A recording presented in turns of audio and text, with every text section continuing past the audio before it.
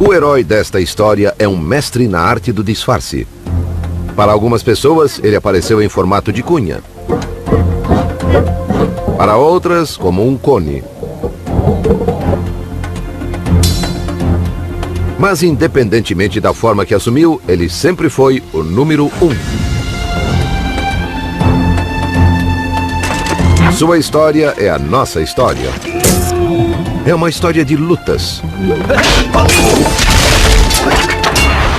de sabedoria. Uma história sobre as origens dos números. Nós veremos como o 1 ajudou a criar as primeiras cidades, como ajudou a construir impérios e como inspirou algumas das mentes mais brilhantes da história. Também conheceremos sua participação no modo de funcionamento do dinheiro. Por fim, veremos como o 1 se associou ao 0 para dominar o mundo em que vivemos hoje. O mundo digital que funciona com 1s e 0s. These words that I'm now speaking were first written down on my computer using a code of 1s and 0s. Even my image coming into this digital TV has been sent through the ether as a series of 1s and 0s.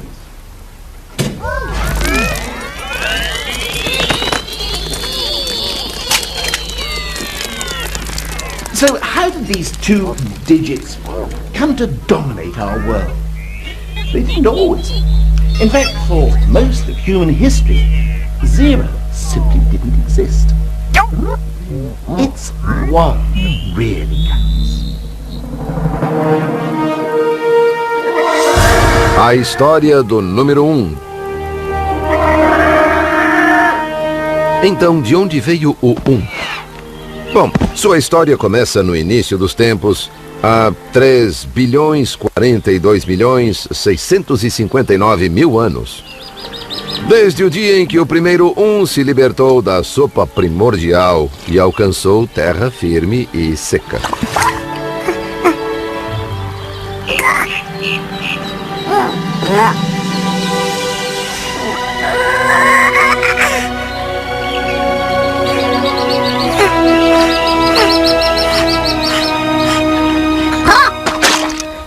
Not really, just joking. In fact, the origins of 1 are shrouded in mystery.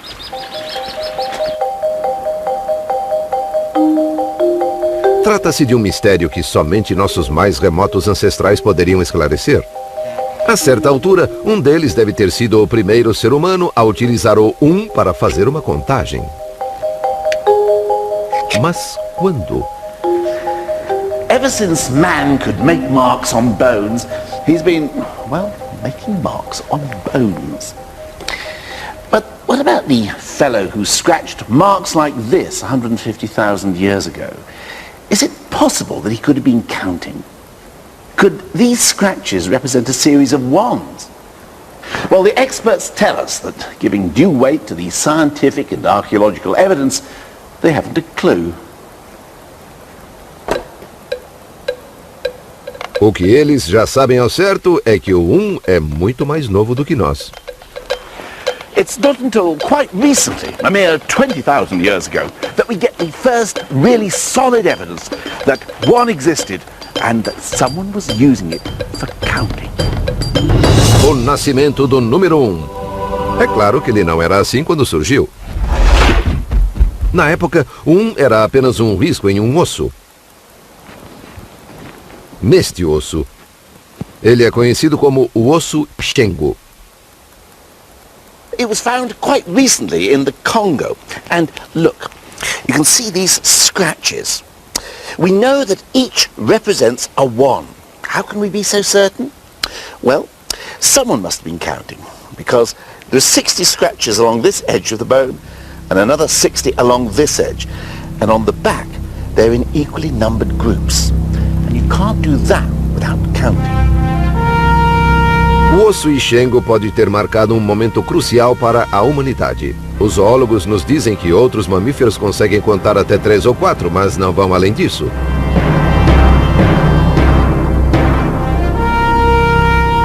Transformando o 1 em um risco, nossos ancestrais foram capazes de contar até 4, 5 ou 6, se fossem sujeitos bem espertos. Na verdade, podiam contar o número de uns que quisessem.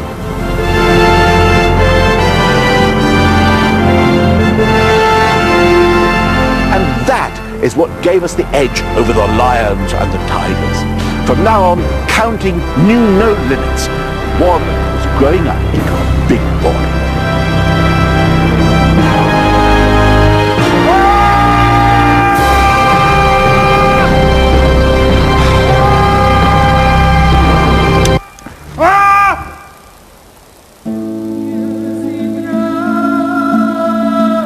Nessa mesma época, os seres humanos estavam deixando a faixa da pobreza. E esse fato mudaria para sempre a história do 1. Eles pararam de viver em cavernas e começaram a construir seus próprios refúgios, as casas.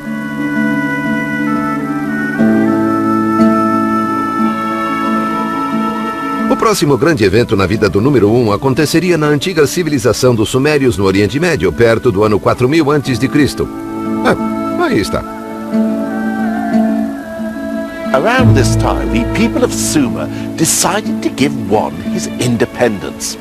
They stopped scratching him on a bone and set him free by representing him as a token.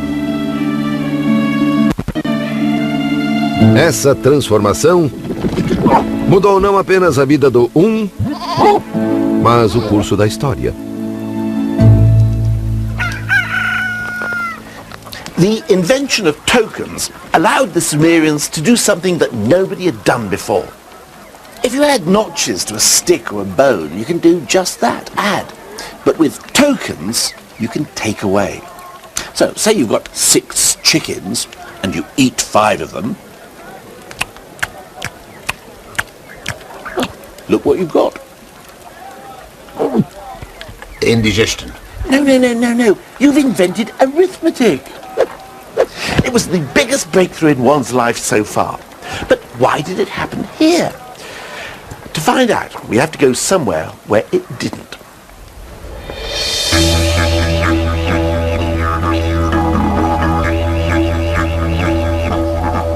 Conheça os Walfres do interior da Austrália.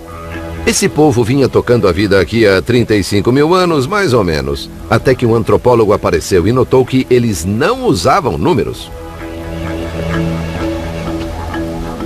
People get very interested in wordplay because in our language we don't use numbers. We have a word for one, but that's about it. Até recentemente, os Walfres viviam sem usar números. Mas como é que eles conseguiam? The things that you do in your world are done differently here. Take Jabberjay here. He never grew up with any numbers at all. Never Jabberjay. I'm not married. Kendra. I'm not Kudo. Pan. Bijan. Jabberjay dá o nome de seus netos, mas não diz 4. Não faz parte do seu vocabulário. Pan. Walfres das velhas gerações não falam em termos de períodos exatos do dia, referem-se apenas à posição do sol. Nem falam em distâncias, porque sua terra não é mapeada com números, mas com canções que contêm todas as informações que eles precisam. Esses cantos tradicionais, profundamente enraizados em sua cultura, são fonte de imenso orgulho nacional.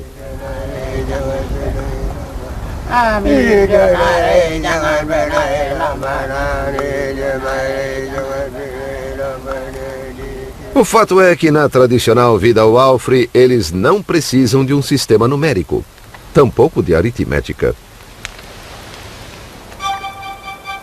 Então, por que do outro lado do mundo, 6.000 anos atrás, o povo da Suméria sentiu a necessidade de transformar o 1 em um cone e inventar a matemática?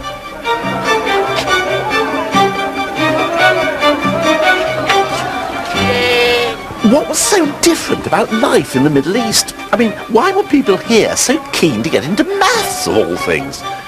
maybe it was because there were so many people living in the same place. Diferentemente dos Walfres, os sumérios viviam em cidades, e cidades precisam de organização. Os grãos tinham de ser estocados e distribuídos, e para descobrir quanto cada pessoa devia receber, a aritmética era essencial. Foi por isso que os sumérios transformaram o em peças na forma de cone. Essas peças tornaram possível a aritmética exigida para mensurar riquezas, calcular ganhos e perdas e, o mais importante, coletar impostos. Podemos culpar a vida nas cidades pela invenção da matemática.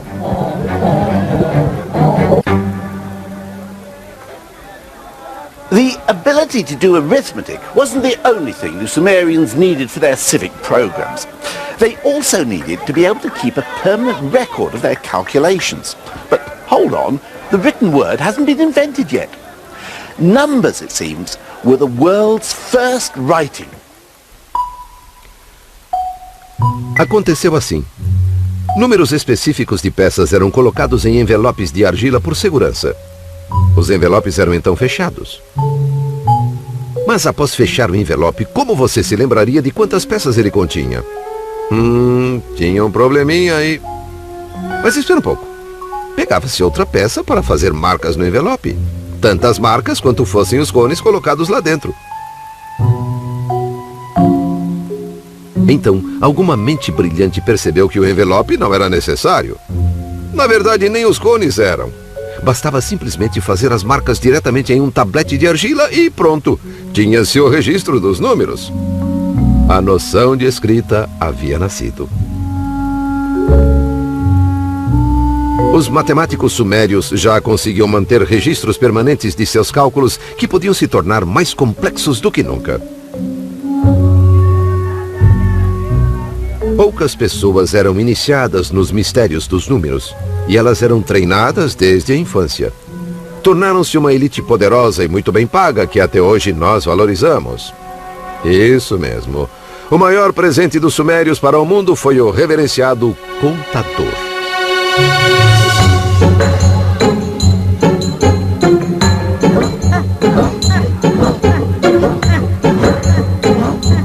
O número 1 foi disciplinado e organizado como jamais fora.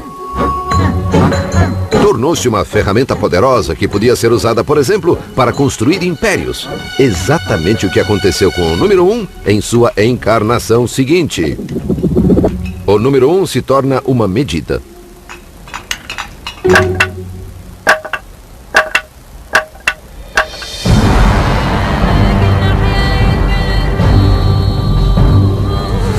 Egito, 3.000 anos antes de Cristo. Nas mãos dos sumérios, o 1 havia se tornado parte de um complexo sistema de contagem.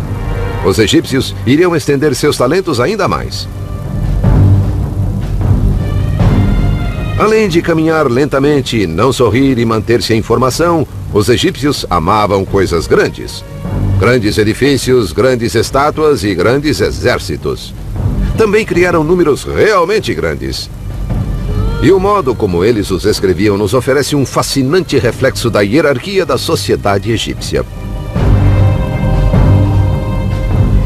Primeiro, os números do homem comum, do dia a dia.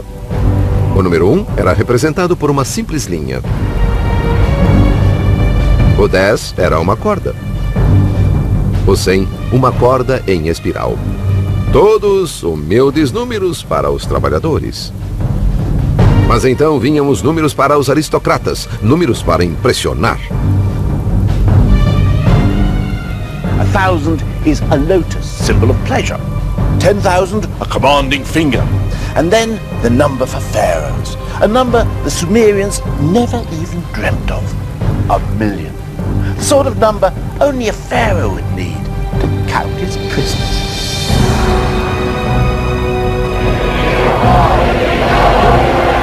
Era o primeiro 1.000.000 da história. E o símbolo que eles usaram foi o de um prisioneiro implorando perdão. Ou será um contador implorando para não ter de contar mais prisioneiros? De qualquer modo, o número 1 nunca esteve tão ocupado. But one had another job the Egyptians wanted it to do. Perhaps the most important job of all. Eles precisavam que o número 1 ajudasse no canteiro de obras. Os egípcios eram construtores entusiasmados e davam muito valor à beleza. Mas é impossível criar belos edifícios sem medir com precisão. E não dá para medir com precisão sem saber qual é a sua unidade. Ou seja, o que você quer dizer quando se refere ao 1. Para resolver esse problema, os egípcios fariam algo que ninguém fizera antes. Definiriam sua própria versão do número 1. Ela se baseou no comprimento do braço de um homem, do ombro à ponta dos dedos mais a largura de sua mão. O número 1 passou a ser conhecido como cúbito, a medida para todas as coisas. A incontestável régua.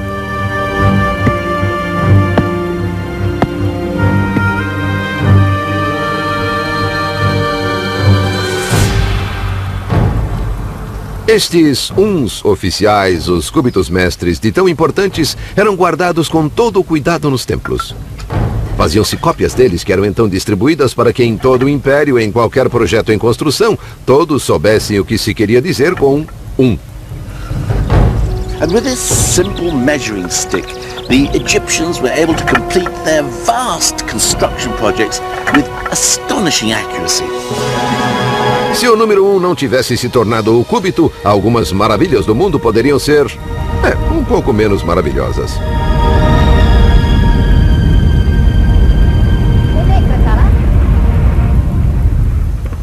By transforming one from counting things to measuring things, the ancient Egyptians hadn't just opened up a whole new world of bespoke tailoring and fitted carpets. They had made one the measure of all things. One had become the ruler. But its destiny was even more special. One was about to become the essence of the universe.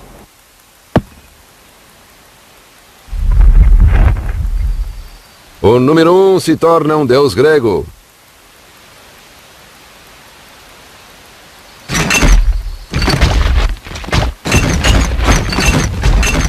It all began about 2,500 years ago in ancient Greece, or modern Greece as it then was, because of a chap by the name of Pythagoras. Pythagoras. Did he have a theory or something? The square of the hypotenuse in a right-angled triangle is equal to the sum of... That's right, Pythagoras' theorem. Bit of a bore, I never quite understood it. Well, actually, I think that Pythagoras was a pretty interesting bloke. Oh, yeah? He had a school in which all his pupils had to give up their worldly possessions, eat only vegetables, and swear never to touch beans. Why on earth not? Pythagoras believed that when you fart, a bit of your soul escapes. Amazing what you learn in schools nowadays, isn't it? É verdade que Pitágoras tinha lá suas maluquices. Ele estudou no Egito, no Oriente Médio, e quando voltou para casa formou sua escola vegetariana de matemática. Lá dedicou-se a explorar as maravilhas e mistérios contidos nos números. Pythagoras was the first man to come up with the idea of odd and even numbers, and he gave them sexes.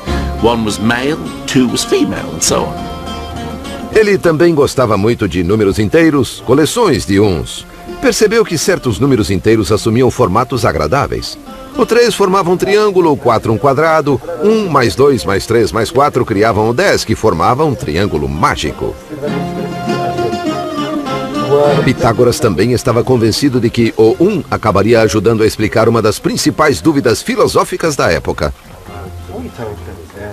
The Greek philosophers were forever trying to find out the one thing that everything is made of. One philosopher said everything's made of fire, another air, another water.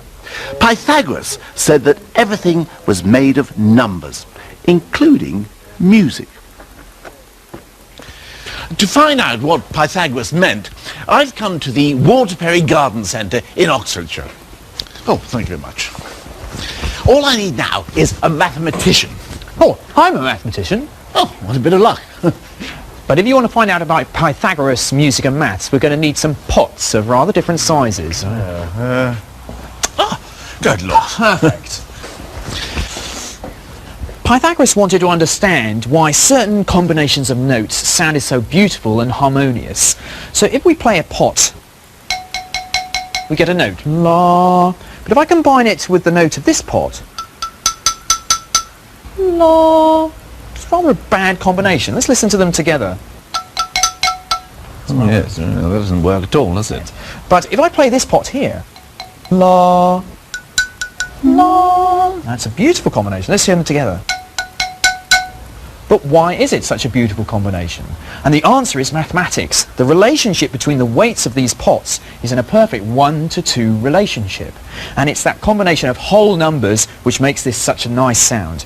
As opposed to the first pot, this is sort of a 1 to 1.264, not a nice whole number relationship, which is causing the bad sound. So Pythagoras is saying that the harmonies are combinations of whole numbers. That's right. Numbers that are collections of ones. Pythagoras realized that these whole numbers are really why things sound so beautiful, and it excited him so much he realized that really mathematics was the base of everything, that it would explain musical harmony and the cosmos, and this is why he coined the phrase the music of the spheres. So, shall we? Oh, I don't see why not, yes.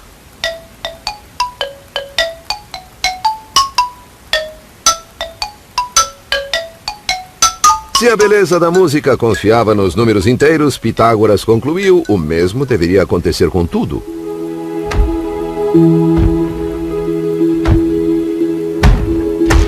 E como os números inteiros são coleções de uns, o 1 devia ser a matéria essencial de que o universo é construído.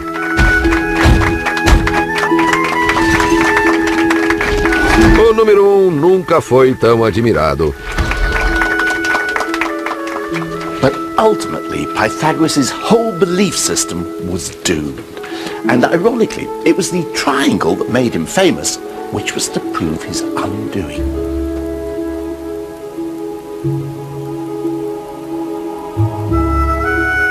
Se o número 1 estava no centro de tudo, também deveria estar na essência de todos os triângulos, até mesmo do triângulo retângulo com dois lados iguais. O problema é que ele não está. Pitágoras seguiu tentando fazer os três lados contarem com um número exato de unidades, mas não podia ser feito. When one of his disciples tried to point this out, the others drowned him. Pythagoras' whole belief system that the world was made up of units was a lie.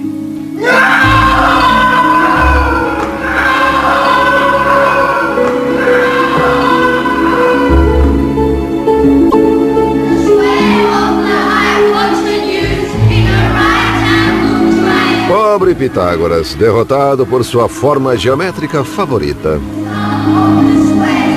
O 1, porém, estava prestes a embarcar em uma nova carreira, só que antes teria de se tornar um pouco menos real.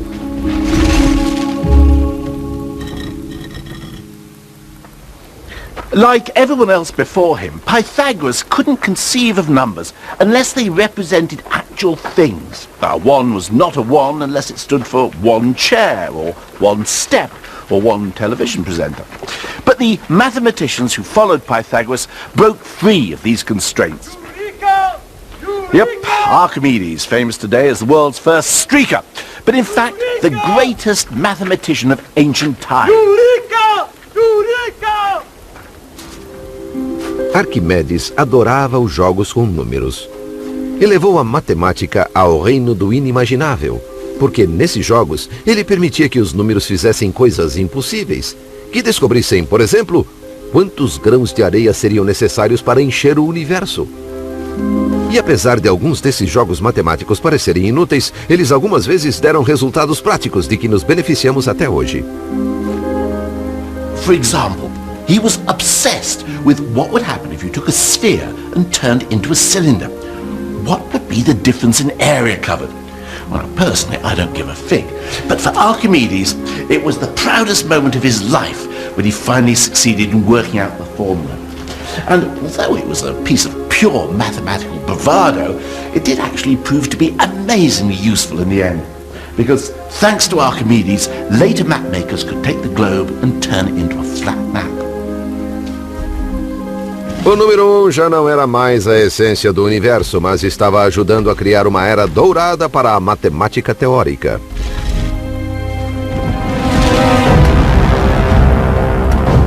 Uma nova força, porém, estava conquistando o mundo. E o 1 estava prestes a ser dominado por um povo com uma obsessão bem diferente.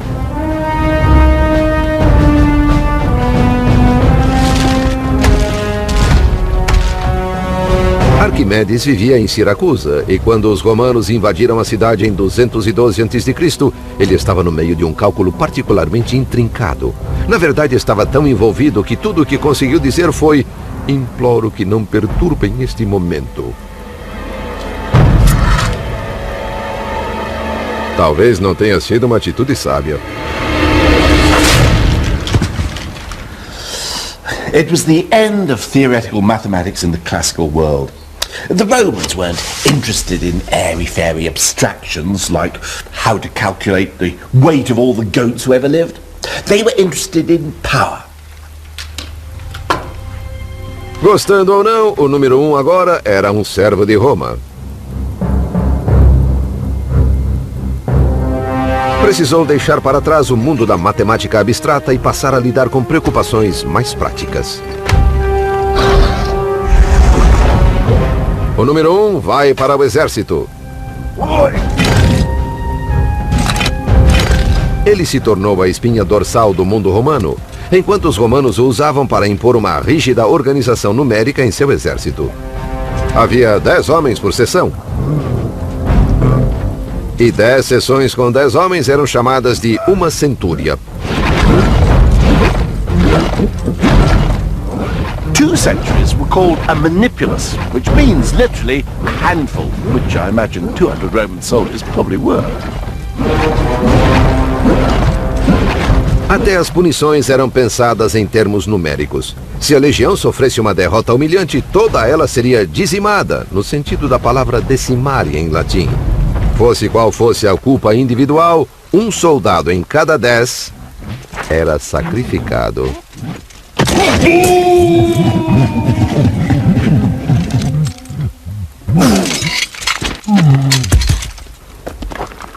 The great aim of the Roman world was to keep things ticking over. Theoretical mathematics just wasn't them. Mark you, I'm not surprised. I mean, the Roman numerals don't exactly make it easy, do they? I mean, look at them. They're just an elaboration of the old notches on a bone. The only sophistication being new symbols as the numbers get more unwieldy. V for 5, X for 10, C for 100, up to their symbol for 1,000,000. But it's still just a simple counting system. Fine for writing inscriptions on tombs, but not much cop for the complications of theoretical maths. Well, you try writing 1,000,000,000 like that. In modern numerals, it takes me about 8 seconds. I tried it. In Roman numerals, it would take something like 16 minutes. Não é surpresa, então, que os algarismos romanos sequer fossem usados para calcular. Qualquer cálculo tinha de ser feito em uma tábua de contar, uma versão primitiva do ábaco.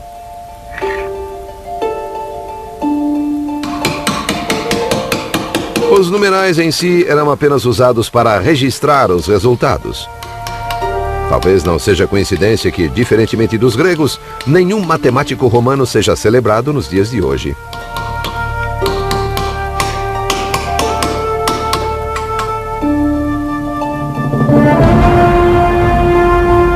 Enquanto o poder de Roma se espalhava, o mesmo acontecia com seu sistema numérico. Ao longo dos 500 anos seguintes, toda a Europa, da Espanha à Turquia, caiu sob o controle romano. E mesmo quando o império começou a ruir, seus numerais continuaram em pé. Mas apesar de o sistema romano parecer indestrutível, ele não era. Seu nêmesis veio do Oriente, para ser mais preciso, da Índia, no ano 500 depois de Cristo. Ou mais ou menos isso.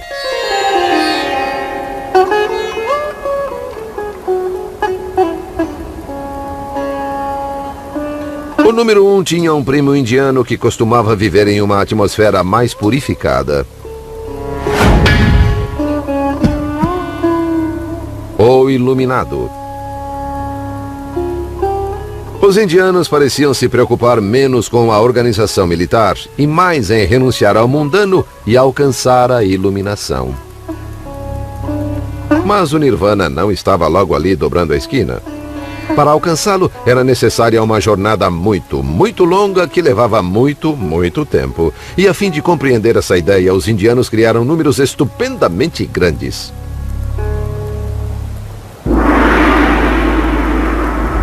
Take a Raju, for example. A Raju is the distance covered by God in 6 months. If he travels 1,000,000 kilometers in every blink of his eyelid. Or how about a pallium? A pallium is the length of time it would take me to build a cube of lamb's wool 10 kilometers high, if I were to lay one strand every century. Here's one I made earlier. Well, these were the sort of numbers that could have made one feel, well, small, if he hadn't had a little help from his friends.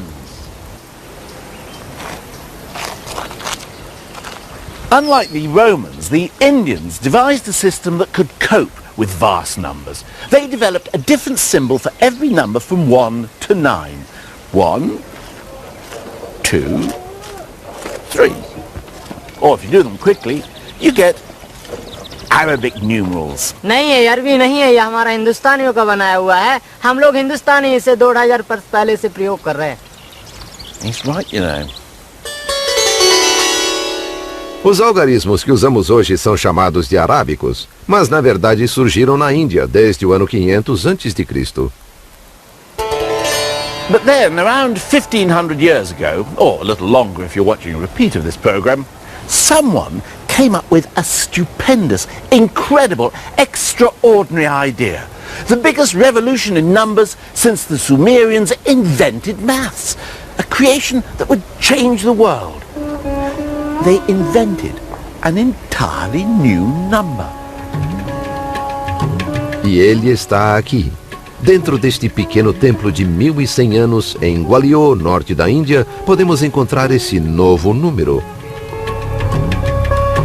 E após uma viagem de 6.500 quilômetros, finalmente vou conseguir vê-lo.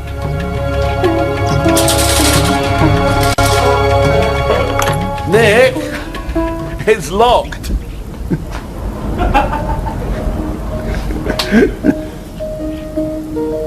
Então, nós esperamos. E enquanto esperávamos, eu me perguntei, como é que este novo número não foi inventado antes? É um número muito simples, que leva só um instante para dizer e ainda menos para escrever. Ah, here he is. Mas quando foi inventado, transformou a vida do número 1 de uma forma que acabaria por modificar o mundo todo.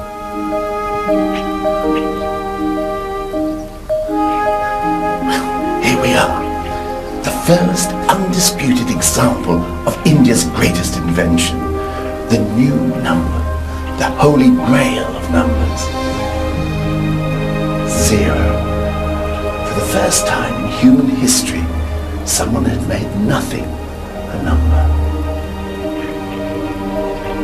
A inscrição diz que um jardim foi plantado para produzir flores para o templo. E a fim de garantir que haveria flores suficientes, o jardim deveria ter a medida de 187 por 270 astas, cerca de 8 hectares. Well, while the Romans were using numbers to record their conquests and count dead bodies, these people were using them to make sure they had adequate supplies for their flower arrangements. Well, you might say, what's all the fuss about? I mean, what's so wonderful about inventing a symbol that means nothing? I mean, if somebody asks me how much I've got in my hand, I can just say, well, I haven't got anything in my hand. I don't need a 0 to do that. Bom, o 0 por si só não seria nada, é óbvio. Mas quando você reúne o 0 e o 1, a mágica começa a acontecer.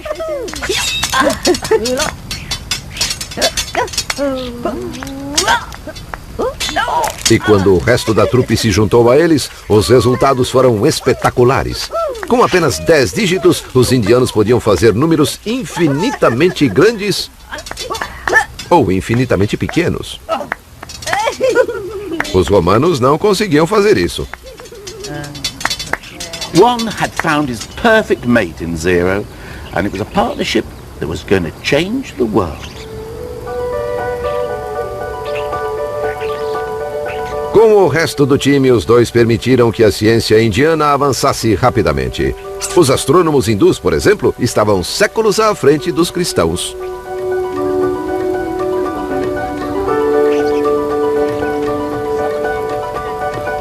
Indian scientists worked out that the Earth spins on its axis and that it moves round the sun. Something that over in Europe, Copernicus wouldn't figure out until 1,000 years later.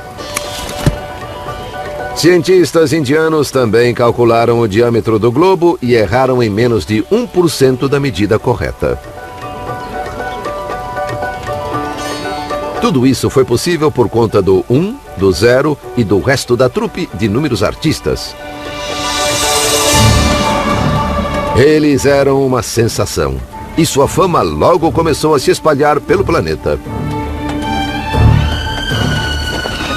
Um conflito com os algarismos romanos estava fadado a acontecer cedo ou tarde, mas por algum tempo, o número 1, o 0 e seus amigos vagaram pelos desertos da Arábia para chegar a uma das sociedades mais sofisticadas da época, onde hoje fica o Iraque.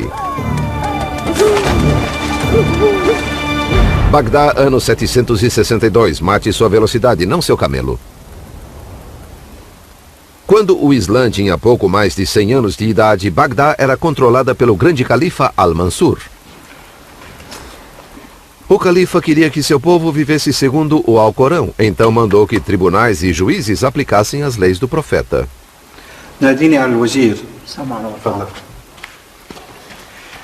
Now, the law of the Prophet is full of instructions that require serious mathematical calculations if they are to be carried out exactly. For example, unlike Christianity, the Quran insists that women share in any inheritance. The book says there is a share for men and a share for women, each share depending on the number of other relatives and their relation to the deceased. Working all that out required fractions and ratios, but these were people who counted on their fingers. Não é que eles não gostassem de aritmética, mas seu sistema numérico os impedia de evoluir. Um dia, no entanto, chegou à corte um embaixador da Índia. Ele tinha de dar ao grande califa algum tipo de presente, mas o califa era um homem de riquezas infinitas e era difícil saber o que lhe oferecer. Uma camiseta com a inscrição "Eu amo a Índia" não serviria, é claro. Mas o embaixador pensou muito no caso e decidiu dar ao califa o melhor presente que pôde imaginar: a beleza dos números.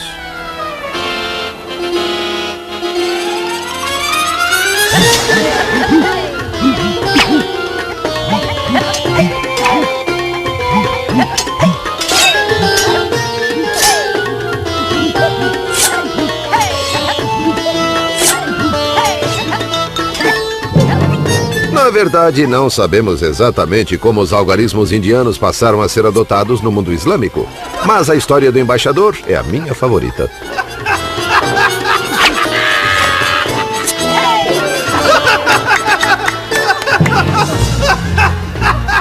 What we do know is that Muslim scholars were bowled over by 1, 0 and the rest of the troop. And the most famous of these scholars was a man by the name of Al-Khwarizmi. Al-Khwarizmi. Al-Khwarizmi. Khwarizmi? Al-Khwarizmi. Al-Khwarizmi. That's right.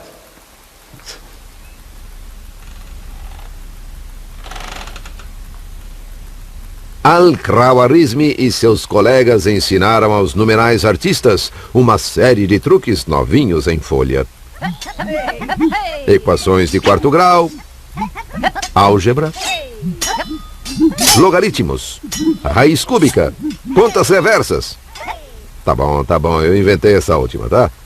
Mas essas novas façanhas numéricas permitiram que cientistas, matemáticos e astrônomos alçassem novos voos no Oriente Médio. E a trupe indiana tornou-se um grande sucesso em todo o mundo islâmico.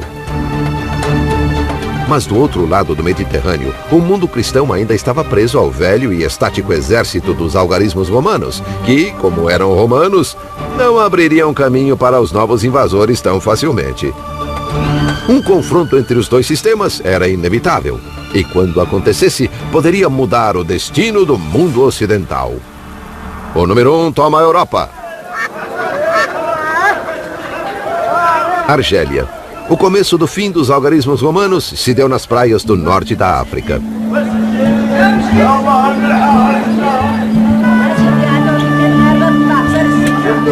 Comerciantes muçulmanos logo adotaram o 1, o 0 e companhia em seus negócios. Ao final do século XII, os numerais indianos já eram usados correntemente. E foi no movimentado porto de Bejaia que o jovem filho de um diplomata italiano que trabalhava na Argélia assistiu pela primeira vez àquele incrível espetáculo dos números.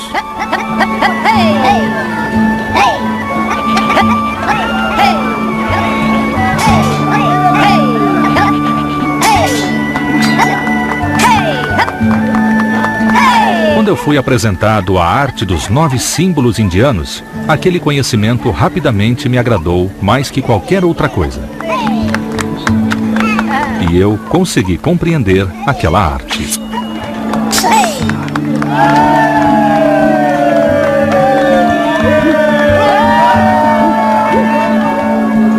Esse jovem era conhecido como Fibonacci e ficou tão encantado com os numerais indianos que, quando cresceu, decidiu levá-los para casa. Em 1202, Fibonacci escreveu um livro sobre cálculos chamado... o Livro dos Cálculos. Ele é hoje considerado um dos maiores matemáticos de todos os tempos, e seu livro foi uma espécie de palco para os numerais indianos. Fibonacci wasn't just an ivory tower theorist. Part of his book of calculations was aimed specifically at merchants, showing them how useful Indian numerals could be for, say, calculating their profits. Você pode achar que isso não faria muita diferença, mas nessa época o capitalismo estava começando a tomar o continente europeu. O livro de Fibonacci era leitura obrigatória. Infelizmente, as pessoas comuns se sentiam mais à vontade com os números antigos. Afinal, viveram com eles durante quase 1000 anos. Os antigos algarismos romanos não iriam dar vida fácil para os novatos indianos.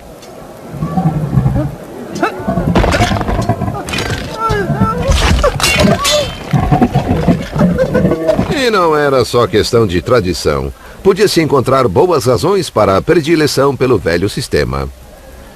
For example, many medieval Italian cities had their own currency. So every time I found myself at a new town or a new set with extras and costumes, as the case may be, I have to go to the money changer's bench, or banker, as it's called. O banco era uma tábua de contar, basicamente um ábaco com peças diferentes. Os homens que o operavam, os banqueiros, tinham de fazer o juramento de que não iriam trapacear os clientes. My dear, if the magistrates find he is cheating me, they'll come and break his bench. His banker will be rupta, which is the word for broken. And he'll be declared bankerupta, which is where we get the word bankrupt from. Hi. Now, these things, how much can I get for those in whatever place this is? He's counting it now. It's reassuring to see he's using numerals I'm familiar with, which are Roman numerals, of course. And he's using this abacus, so at least I can see what he's doing. And I get that much. Oh, right, fine. Well, thanks a lot. Nice doing business with you. But what if I was to go over to one of the smart chaps using the newfangled Indian numerals? Hi. Now, how much would you give me for that?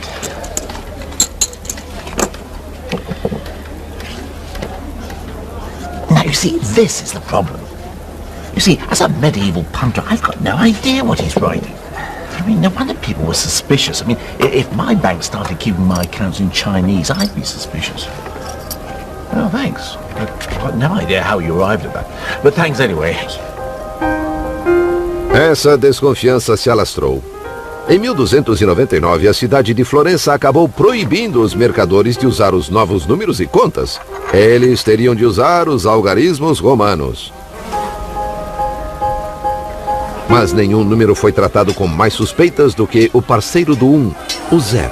Um escritor chamou o 0 de um símbolo que cria confusão e dificuldades.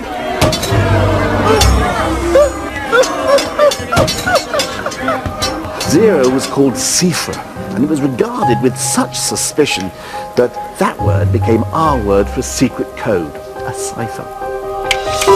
Mas os dias do velho sistema estavam contados. Suponho que podemos culpar a boa e velha ganância humana. Os tradicionalistas que lidavam com o ábaco e os algarismos romanos nunca precisaram calcular juros de empréstimos, porque a Igreja Católica dizia que cobrar juros era um pecado, a chamada usura. Mas vieram as reformas, e a Igreja passou a ser amiga dos negócios, e a eterna objeção cristã ao capitalismo pareceu simplesmente desaparecer. Então, nesse novo ambiente de empréstimos e cobrança de juros, quais seriam mais úteis? Os algarismos arábicos ou o ábaco? Bom, vamos descobrir. On my right, one first-class mathematician. On my left, one first-class abacist. So, supposing I lend someone £10 at 0.5% interest a month, how much do they owe me at the end of the year? Okay? Ready? Steady? Go! Kimi é abacista desde os 15 anos e está usando um ábaco moderno. Mas exatamente como se fazia no século XVII, ela arredonda seus números à medida que avança nas contas. Vamos esperar que ela avance para ganhar esta disputa. Marcos está usando papel e caneta e vem trabalhando com até 12 casas decimais. Vive no norte de Londres com sua adorável esposa e 3 filhos encantadores. Ele não é grande, mas é muito inteligente. The Kimmy has got an answer. Kimmy, what's your answer? £10.60. £10.60. So compound interest after a year would be £10.60, and the abacus seems to have got there before the mathematician. Well, I don't want to put a damper on things, but I think that answer is actually wrong. I've got an answer of £10.61.6777664035 to be precise. I've actually picked up the subtlety of compound interest, which is it's a little bit each month, but it adds up, so I've got this extra 1.67p.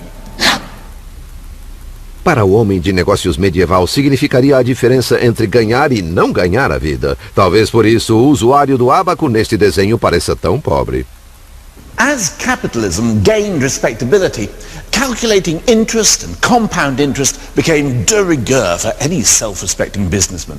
And for doing that, even with an abacus, the old Roman system was simply no match for the Indian numerals. Então, séculos após Fibonacci tê-los trazido à Europa, os algarismos indianos finalmente derrotaram os rivais romanos.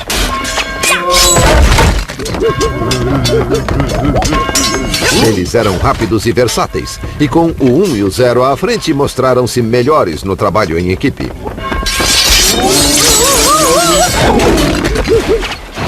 Quando o fim chegou, bastou um empurrãozinho. Os velhos algarismos romanos estavam, enfim, na bancarrota. Mas o 1 e o 0 tinham planos ainda maiores para o futuro, que não incluíam os outros numerais. O 1 e o 0 vão sozinhos. Enquanto isso, a trupe toda dos numerais indianos tomou o mundo ocidental de assalto.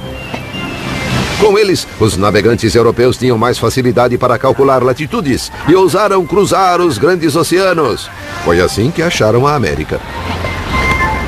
E os novos números se tornaram o vocabulário dos bancos modernos. Mas ainda existia muito espaço para aquele velho problema, o erro humano.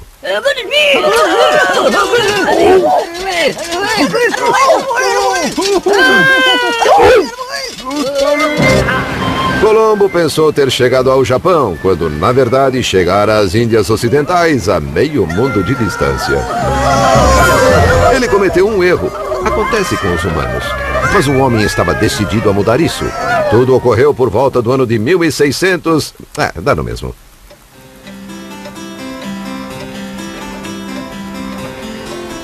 Gottfried Wilhelm Leibniz foi um dos maiores matemáticos de todos os tempos e decidiu livrar a humanidade de uma vez por todas da maldição do erro humano.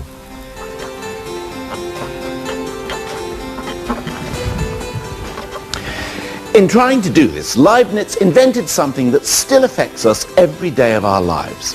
What's more, it's an invention that was to give our old friend Juan the chance to rule the world. Leibniz estava convencido de que podia exterminar o erro inventando uma máquina de cálculo mecânica. E, na verdade, construiu uma usando todos os numerais, do 0 ao 9. Mas então, teve uma ideia melhor, inspirada por sua filosofia. É verdade que se os grandes vazios e a imperfeição plena pertencem ao zero,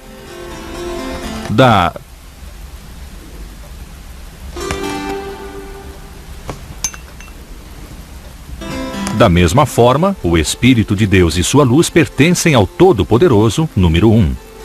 In other words, to paraphrase Leibniz very, very, very loosely, the universe is a bit like a Swiss cheese, which some of us have suspected for years. The holes are just as important as the cheese itself.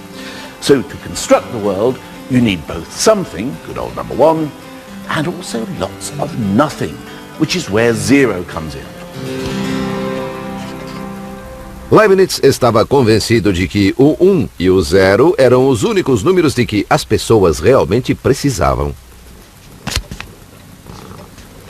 Com esses dois números, segundo ele, era possível alcançar qualquer sonho matemático e, além disso, eliminar a possibilidade de erro humano. Então, ele se livrou dos outros números e elaborou um sistema que utiliza apenas uns e zeros. É o chamado sistema binário. Wait a minute, how could you possibly express all numbers just with a 1 and a 0?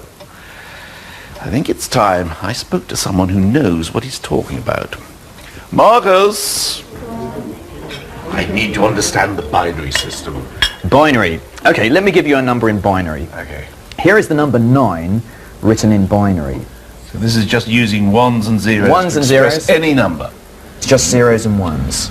So that's 9 in binary. Well, it looks like 1001 to me. That's because you're obsessed with your 10 fingers and you like to keep track of things in tens. Well, this one keeps track of how many ones, the second column of how many tens there are, next how many hundreds, and one lot of 1000s. But in binary, things work rather differently. In binary, what the columns keep track of is how many ones, how many twos, how many fours, and how many 8s there are. Here we have an egg. We're only allowed to represent these numbers using zeros and ones. Yeah. Okay, so we're only allowed either to put an egg in or not have an egg. An egg in is 1. An egg represents 1. So let me show you what 9 is in binary. One lot of 8, so I have an egg in the fourth column. It's a 1. Yeah, that's one lot of 8 in the fourth column. And 9 is 8 plus 1, so I need a 1 in the ones column. So in binary, the number 9 is one lot of 8, no 4s, no 2s, and one 1. Incrível! Mas e os outros números? Bom, após apenas 3 horas de aprendizado, eu percebi que era possível, afinal de contas, chegar a qualquer número usando apenas uns e não uns. Além do mais, eu me convenci de que não é preciso fazer tudo isso com ovos.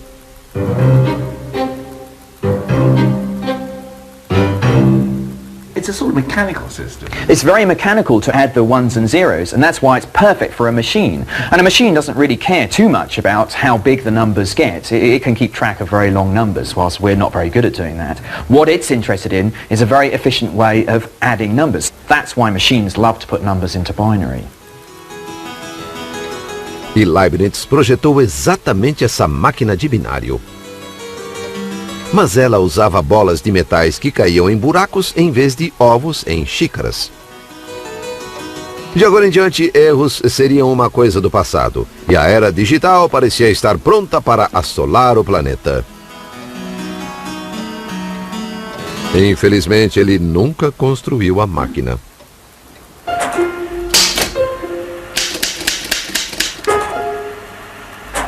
O 1 e o 0 teriam de esperar mais 265 anos para voltar a ser o foco das atenções.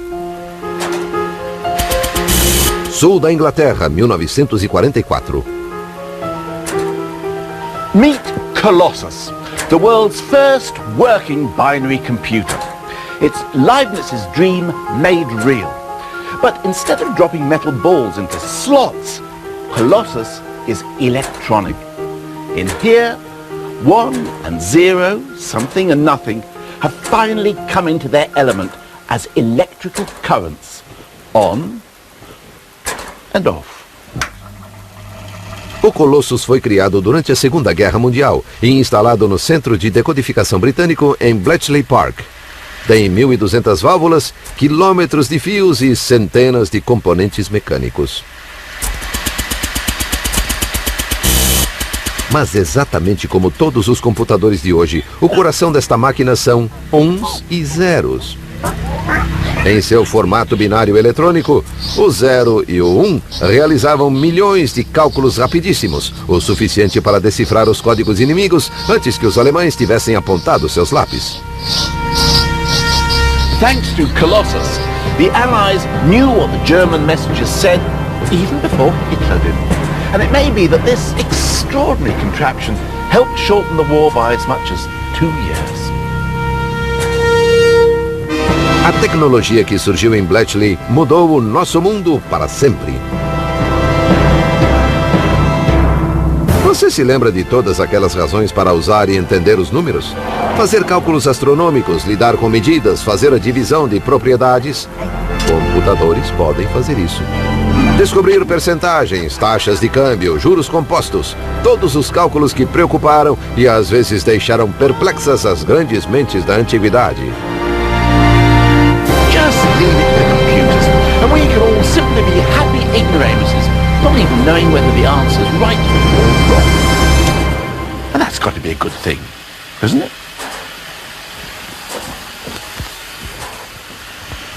Terry? Where are you going, Terry? I say, you're not leaving me, are you, Terry? Terry! In the computer age, our whole world runs on a stream of ones and not ones. From our bank statements and medical records to the barcode every time I buy a tin of cat food. And the rest of the numbers can be consigned to the dustbin of history. 1 and 0 are all we need. The old performing duo have come out on top.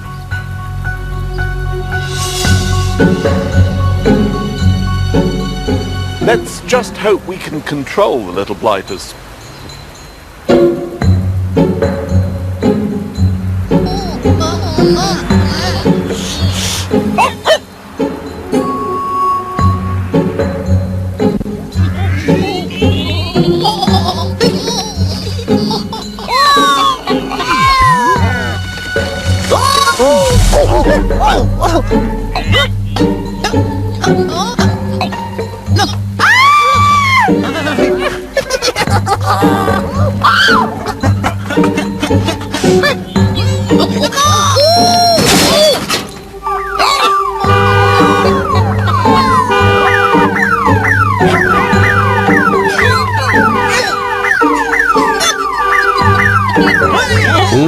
Ou 0.